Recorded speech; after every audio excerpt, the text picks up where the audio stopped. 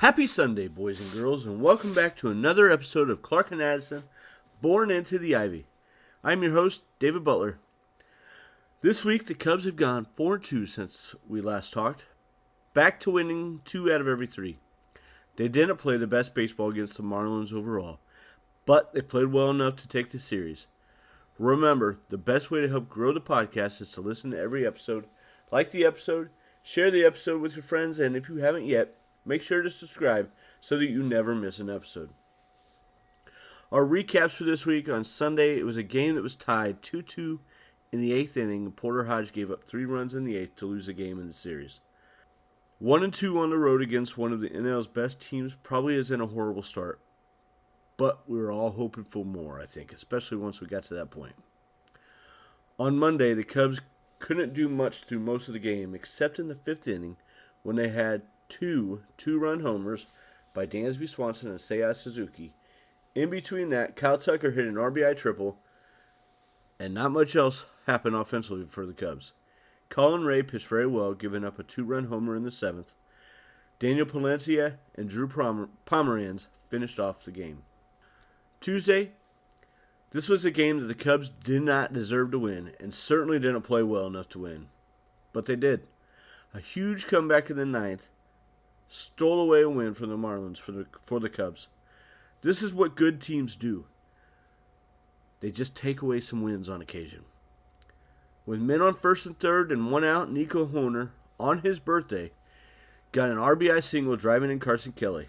Then Justin Turner finally got an extra base hit and drove in 2 runs to cap off a 9th inning win for the Cubs and walk it off. Wednesday, the Cubs' offense is stymied by Ryan Weathers coming off of the IL, and the Marlins' bullpen as they only got 1 run, and Jameis Taillon gives up 3 homers. In fact, all 4 runs scored in that game were solo shots. Thursday, the Cubs had an off day. On Friday, Cade Horton gave up 3 runs in 5 innings, but that was enough for him, as the Cubs scored 6 runs in the 6th and 7 more between the 6th, 7th, and 8th innings. The offense took it to the White Sox pitching. The Cubs pitching wasn't great, giving up 11 hits, but they didn't walk anyone, and frankly, just took advantage of a bad team. 2 double plays helped take care of base runners, and the Cubs cruise to a 13-3 win. On Saturday, Matthew Boyd pitched solidly, but not spectacularly. But he didn't need to pitch amazingly or anything. Once again, the Cubs' offense gave up 7 runs, and the pitching only gave up 3, as the Cubs cruise again, winning 7-3. PCA got 2 hits. He has 6 total in the last 2 days, and in a game where Kyle Tucker didn't get a hit, he did have 3 walks, though. The Cubs bang out 9 hits and drew 11 walks. That's insane. 11 walks. I know the White Sox are not very good, but holy crap. Truthfully, they should have scored more runs than the 7 that they did. They also got a season-high 6 stolen bases in the game. The previews: this week the Cubs will take on the Miami Marlins again for the first series of the week, this time in Miami, and then they travel to Cincinnati for Friday, Saturday, Sunday next week for Memorial Day weekend. Marlins. The Cubs' offense, predictably, has been able to bounce back a little against competition that, frankly, just isn't very good with the Marlins and the White Sox. However, the Marlins did hold them to just one run on Wednesday when the Cubs wanted to try and close out a sweep. Although the offense is still second in the league at 5.7 runs per game, behind the Dodgers at 5.76, that does fall slightly to 5.58 runs per game on the road. The Marlins also score 4.33 runs per game at home, which is definitely better than they do on the road. Although the Marlins' ERA at home does rank 24th in the league, it is far better than it has been on the road. Ultimately, they are a better team at home than on the road by a lot. They are 11-13 on the road at home and 6-14 on the road. The Cubs, though, have a slightly better ERA on the road than at home as well. All that said, if the Cubs can find a way to keep Kyle Stowers from teeing off on them like he is Eugenio Suarez, then they should be able to take 2 out of 3, at the minimum, in this series. Friday, the Cubs travel to Cincinnati for their first look against this NL Central foe. The Reds are 5-5 in their last 10 and 12-12 at home. Quite frankly, I don't think they played their best baseball by any means. I think this team is more talented than they have showed so far, and I expect some of this will change. Hopefully not against our Cubs, though. Cincinnati has what is ranked as the 11th best offense in baseball, with runs scored at 4.62. This does get a little bit worse, though, at home for them at 4.21, which is ranked 19th. They do have the 10th best ERA in baseball at 3.64, and that gets even better at home with a 3.34 ERA at home. The Cubs will need to pitch better against this team and keep up with those kinds of numbers. This is a team that has been up and down. I wouldn't be shocked if the Cubs lose 2 out of 3 here, but I think they can steal the second win and go 2-3. My overall prediction for the week is 4-2, but at worst they should not be more less than 3-3, which is what you should do on the road. They'll come home and get going against Colorado after that. I want to talk a little bit about the Cubs' inability to sweep. They get out, especially the first game of each home series they've won. They've won 7 in a row. And they tend to get the second win, and then they just kind of, hey, we got our series win. I want, and hopefully we will see today, the Cubs get the killer instinct a little bit better and sweep. They haven't swept a team since they played the A's, who are playing good baseball right now. So you know that they're capable of it. They just need to stay sharp and not rest on their laurels, basically. This is something that they need to do and what really good teams should be doing consistently. Cubs got to beat up on the teams that they should beat up on. And frankly, the Chicago White Sox are right up there. They're probably the second worst team in baseball, behind only the Colorado Rockies. For the season, the Cubs starters are maintaining a 3.72 ERA, which is 11th best in the league. Their FIP, or fielding independent percentage, is 18th at 4.32, and their expected FIP is 12th at 3.96. The difference between FIP and expected FIP is FIP considers the pitcher's home runs, how many they've allowed. Expected FIP is what the league average is, home runs to fly balls. So that's where that can be a little bit more deceiving. So the Cubs, as you could tell by that, have allowed quite a few more home runs. And we'll get to that in a second. The bullpen is sitting with an ERA at 4.40, which is 20th in the majors. Their FIP is 4.06, 19th place, and expected FIP at 4.52, which is 26th in the majors. This tells us season long the Cubs have gotten a little luck maybe with their pitching. The Cubs bullpen is still top 10 in walk rate. I was curious though how that's been since Shota has gone down for both the starters and the bullpen. Since May 5th, Shota got hurt on May 4th. The starter's ERA has been 4.66, which is 21st in the major leagues, with a FIP of 5.18, good for 27th, and an expected FIP of 3.15, which is good for second. Again, though, that's if you consider league average home run to fly balls. For the season, the Cubs were already among the league's highest in home runs per 9 innings among starters at 1.5.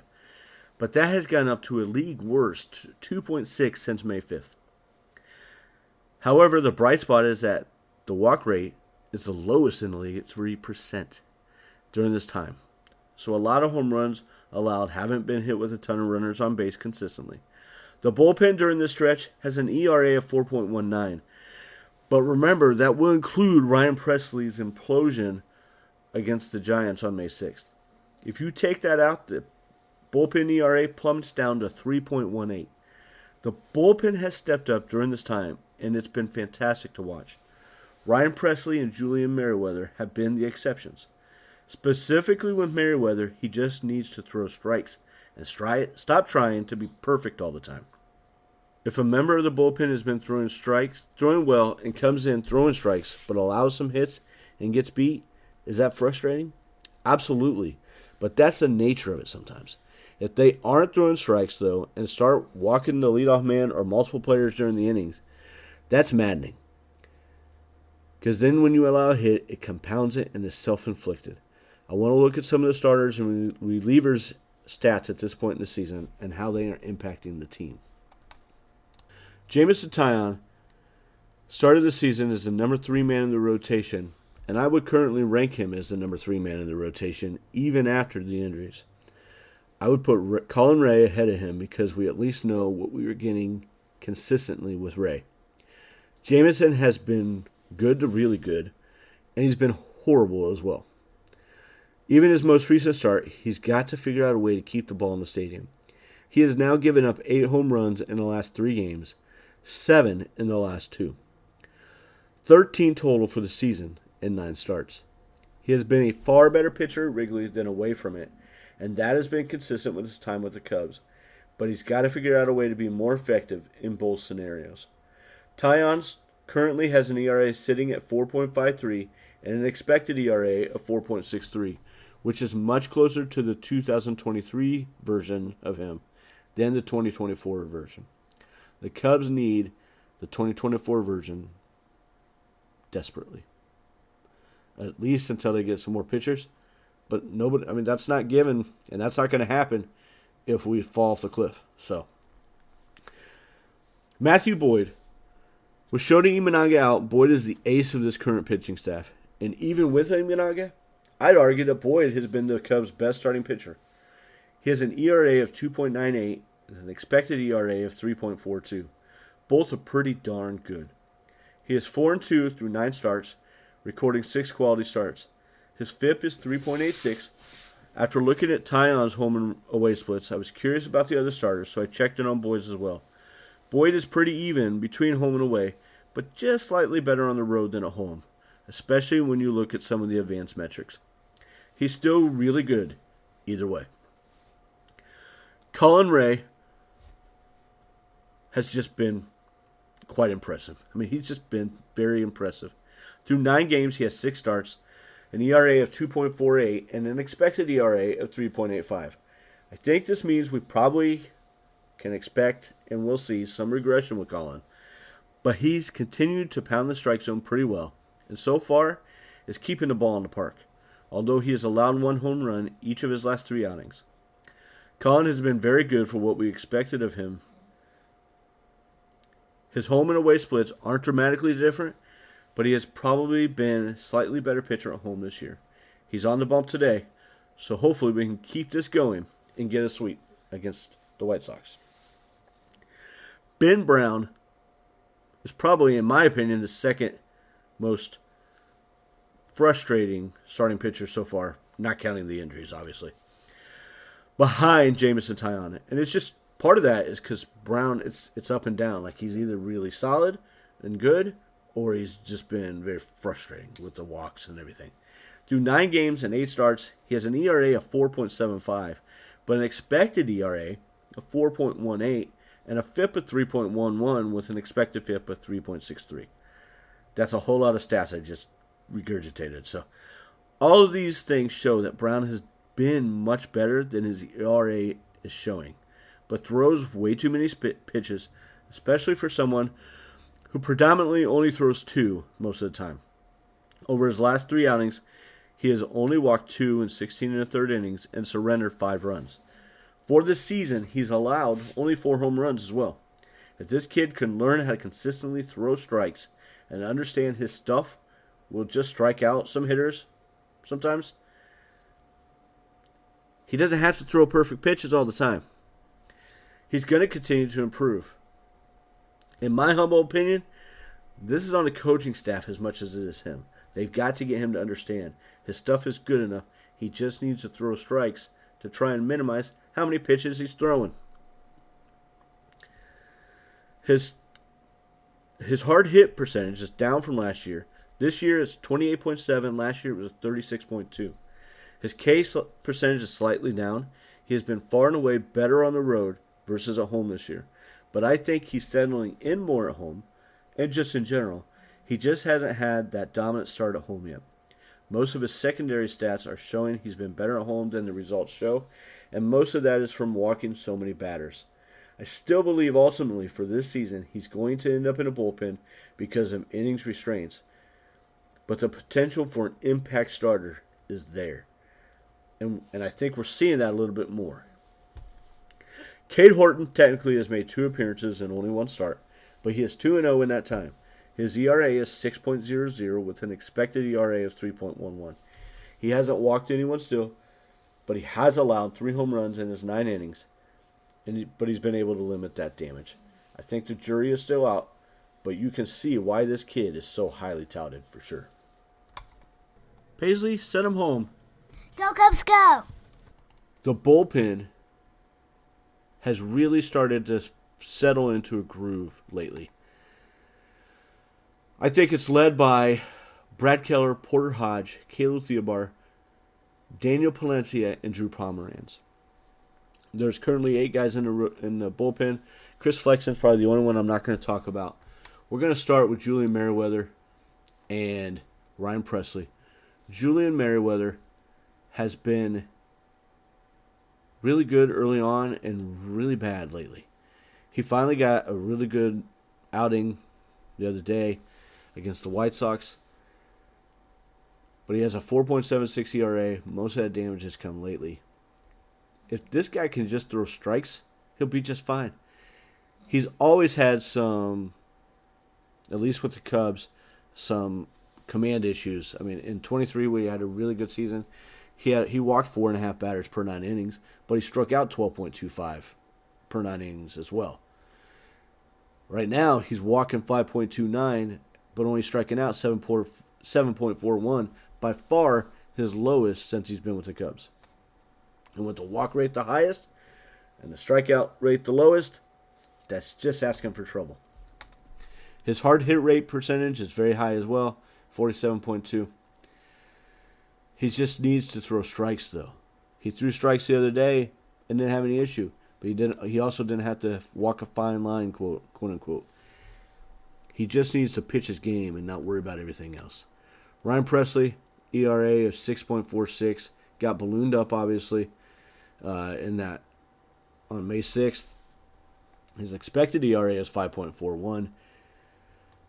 Everything I see with this guy is just his metrics are getting worse and worse. I think the Cubs got duped, frankly, guys. What do y'all think? I hate to say that. He's just not the pitcher that he once was. Hopefully he can get it back. He had kind of started to make a turn. And then he got hurt. And I don't know. I have a hard time trusting the guy. I trust the other 5 quite a bit more than I talked about. Brad Keller, Porter Hodge, Caleb Theobar, Drew Pomeranz. Holy cow about that guy. And Daniel Palencia. Let's talk about Keller. Brad Keller has pitched really well this year. He has an ERA of 3.05, expected ERA of 2.10. He is striking out 27.1% of the batters with a walk rate of 8.2. Brad Keller's got nasty stuff. I think we all see that. Hopefully he can continue this, because if this version of Brad Keller can be a dominant part of this bullpen. Porter Hodge, I think, is now the closer. I expect him to be the closer. He's had a couple of rough outings, but it's just been really the 2. And every other start, he's been really good. I talked about earlier, sometimes they're just going to get hit, and we need to figure out why, if that happens a little bit more. But Porter Hodge has been very good. His expected ERA, even with all that, is 3.8. His current ERA is 5.12, but he is striking out batters at 22.6. Walk rate's a little high, but again, he's always had a little bit of a higher walk rate, a little bit wild. But it's kind of like, in my opinion, Kerry Wood version of that, where it's an effectively wild. Caleb Theobar has just been impressive this year. He has a 2.93 ERA, expected ERA of 2.00. He doesn't do anything like exceptionally well as far as striking out a ton of batters, but he's done just enough to do that, and he throws strikes. He puts it out there. He trusts one of the best defenses in the league to take care of it, kind of like Colin Ray does, and he's just very, very effective. The find of the year at this point, and I was not even somewhat impressed when we made this trade, but we got Drew Pomeranz, and this guy, through 8 2/3 innings, 9 games, has a save. His batting average of balls put in play is 111. He struck out. His 29% strikeout rate, a 6.5% walk rate, fantastic. His ERA is 0. His expected ERA is 3.62, and he's pitching great. At the very least, let's ride this. The other guy who's been very impressive to me since he's been called back up is Drew Palencia.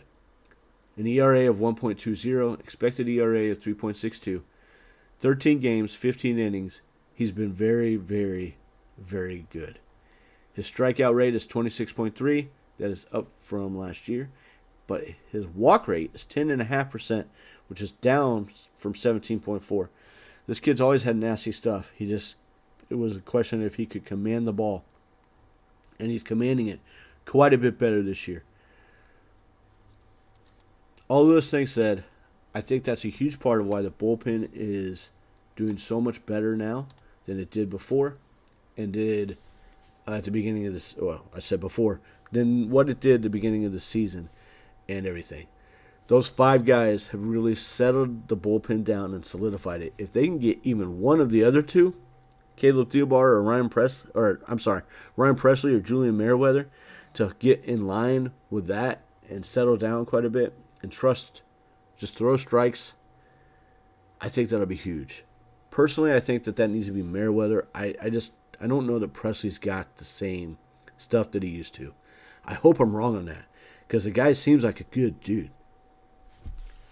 But we need at least one of those 2 to fall in line with all that, the rest of the bullpen, and that's not going to be an issue, and we just need to trade for some starters. Thank you very much for being here. Don't forget to join our Facebook group at Clark and Addison, Born into the Ivy. Leave some posts or comments in there about what you'd like to hear or what you thought about today's episode. However you subscribe to your podcast, please like and subscribe to Clark and Addison, Born into the Ivy, so that you don't miss out on any of our future episodes. Also, if you feel so inclined, please make sure to leave a 5-star review and leave me some comments. If you're enjoying this podcast, make sure to tell and share with any of your friends who might be a Cubs or baseball fan. Have a great day, and let's go Cubs. Paisley, send them home. Go Cubs, go! Living on the water, counting days since last summer.